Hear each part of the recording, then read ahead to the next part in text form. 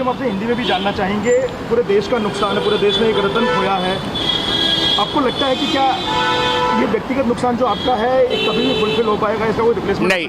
मैंने किसी को अभी बोला कि मैंने जब अपने पहले पिताजी और फिर उसके बाद माताजी को खोया है, आज मैंने तीसरा पेरेंट खोया है।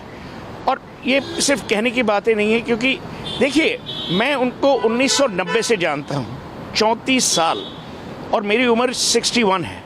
तो आधी ज़िंदगी मैं उनको जानता था, और जितना स्नेह उन्होंने मुझे दिया, जितना प्यार, जितनी विनम्रता से वो पेश आए, मैं कौन हूँ? कुछ भी नहीं। उनके पास पूरी दुनिया थी, पर उन्हें ये लगता था कि भाई हाँ, कि मैं अगर सुहेल के साथ बैठूंगा तो हंसी मजाक होगा। और एक बात है, मिस्टर टाटा में एक खासियत ये थी कि वो सच के पहरेदार थे। अगर आप उनको सच एडवाइस देते, उनको वही पसंद था। वो उनमें से नहीं थे कि भाई आप उनकी हाँ में हाँ मिलाओ।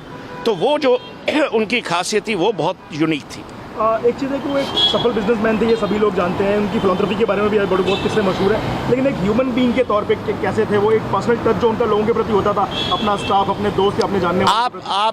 मैं आपको एक बात बोलूं, अगर वो कहीं बाहर जाते तो ये नहीं कोई स्टाफ अलग टेबल पे खा रहा है और कोई और अलग टेबल पे खा रहे हैं। सब एक साथ खाते थे, सब एक साथ रहते थे, सब एक साथ प्यार से रहते थे।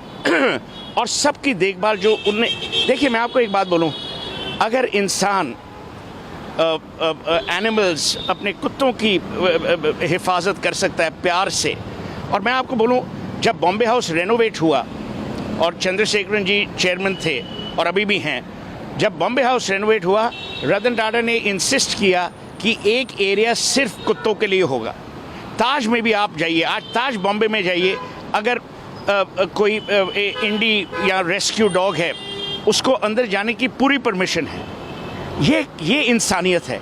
इंसानियत ये नहीं कि आप सिर्फ अपने लोगों में अच्छे रहें, पर इंसानियत ये होती है कि जब तबके का सबसे जो वीक आदमी है उसके साथ आपका जो व्यवहार है वो इंसानियत है। सर, बिजनेसमैन तो बहुत सक्सेसफुल थे, उन्होंने मनी फोल्ड बढ़ाया जो पूरा रेवेन्यू था अपने ग्रुप का, लेकिन इंसान के तौर पे बहुत सफल है। आपने बताया हमेशा उन्होंने बिजनेस के ऊपर देश को तरजीह दी। अगर बिजनेस में फायदा हो रहा है और देश के नुकसान में, तो उसको छोड़ देते। मैं आपको एक बात बोलूं, मैंने ये लिखा भी हुआ है, 2008 में मैंने लिखा था।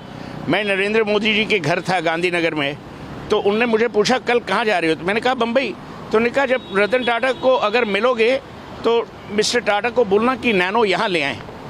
तो मैंने ये मैसेज कम्युनिकेट की। उसके बाद, और ये नरेंद्र मोदी की भी you have to give him credit, उसके बाद पूरा वो जो सनद एरिया था वो ऑटो हब बन गया। पर क्यों मिस्टर टाटा ने नैनो क्यों शुरू की? नैनो इसलिए शुरू की क्योंकि एक दिन जब वो ड्राइव कर रहे थे, उन्होंने देखा कि एक परिवार एक स्कूटर पे भीग रहा है। तो उन्होंने कहा हम लोग 1 लाख की गाड़ी क्यों नहीं बना सकते, और वही हुआ।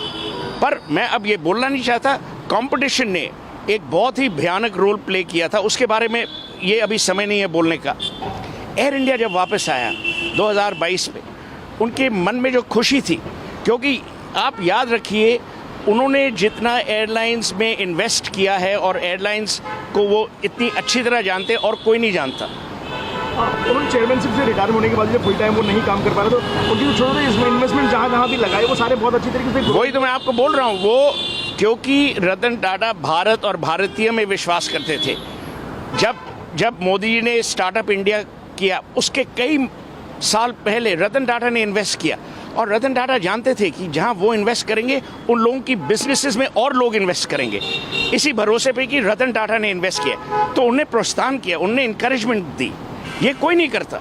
उनके बारे में कई सारे ऐसे छोटे किस्से हैं जो मशहूर हैं कि जब उन्होंने एक छोटे ह्यूमैनिटेरियन टच के लिए कुछ बहुत बड़ा एक स्टेप लिया हो। जैसे अभी आप हमें बता रहे थे कि उन्होंने किंग चार्ल्स का एक न्योता ठुकरा दिया था, क्योंकि तो किंग चार्ल्स ने, उस टाइम प्रिंस चार्ल्स थे, बकिंगम पैलेस में उन्हें लाइफ टाइम अचीवमेंट अवार्ड देना था।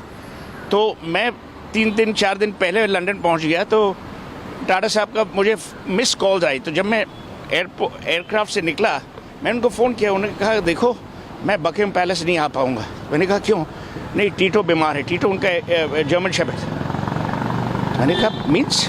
ही सेज नहीं, तो मैंने उस टाइम प्रिंस चार्ल्स को जाके बोला, उन्होंने कहा देखो ये है इंसान जो हर आदमी, हर कुत्ते, हर पशु के बारे में सोचता है, ये इंसानियत है। सर आप उनके काफ़ी करीब थे, उनके हर पहलू से आप वाकिफ थे। अच्छे बिजनेसमैन, एक सक्सेसफुल पायलट, अच्छे इंसान, एक अच्छे कंपनी के लीडर।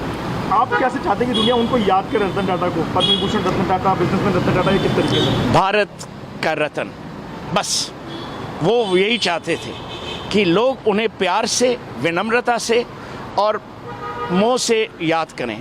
उन्हें कोई अवार्ड ऑनर जो थी, कोई अवार्ड ऑनर ऐसी नहीं है जो उन्हें नहीं मिली। वो भारत के रत्न हैं, भारत के रत्न रहेंगे। और मैं समझता हूँ कि रतन टाटा शायद स्वर्ग चले गए हैं, ही हैज़ लेफ्ट, अब दुनिया में नहीं रहे, पर हमारे दिलों में, हमारे दिमाग में, हमारी संस्कृति में वो ज़रूर रहेंगे। एक लॉन्ग पेंडिंग डिमांड है जो पूरे कंट्रीमेन में काफ़ी लोग ये मांग करते रहे हैं कि रतन टाटा को भारत रत्न दिया जाना चाहिए। एक बिजनेसमैन जिसने फिलंथ्रोपी को एक नई हाइट दी, एक देशभक्त। मैंने तो ट्वीट भी किया है कि और उसमें मैंने मोदी जी को टैग किया कि भाई मेरे हिसाब से और कोई आदमी इस दुनिया में नहीं है, हमारे देश में नहीं है जिसे भारत रत्न और डिज़र्विंग होना चाहिए। हाँ सर, ऐसे मौके पे कई सारी ऐसी चीज़ें हैं जो लोगों को याद आती हैं और वो भावुक कर जाती हैं। आप भी थोड़ी देर पहले हमारे साथ बात करते हुए भावुक हो रहे थे। कुछ ऐसा एक पर्सनल टच जो आप उनसे शेयर कर पाएँ जो रतन टाटा और आपके बीच रही हो अब तक? वो मैं शेयर नहीं करूँगा, पर मैं सिर्फ यही करूँ, जैसे मैंने आपको कहा कि मेरे लिए वो पिता समान थे, दोस्त थे, और उससे ज़्यादा मैं आपको क्या कहूँ इस समय पे भी जो चोट सिर्फ मुझे नहीं, ये गलत बात है कि सिर्फ मैं भावुक हूँ। आप देखिए, आप लोगों से पूछिए, मैंने ऐसा कभी नहीं देखा, और ये रतन टाटा का बड़प्पन है। सर टाटा ग्रुप का बिजनेस और टाटा ग्रुप के जो फिलंथ्रोपी प्रोजेक्ट है उनका फ्यूचर आप यहाँ से किस तरीके से देखते हैं? बहुत बढ़िया, क्योंकि चंद्रशेखरन जी जो चेयरमैन हैं और नोएल टाटा और मेली मिस्त्री जो टाटा ट्रस्ट में हैं, वो देखेंगे कि जो लेगेसी टाटा हाउस की है, हाउस ऑफ टाटा की है, वो क़यामत रहे।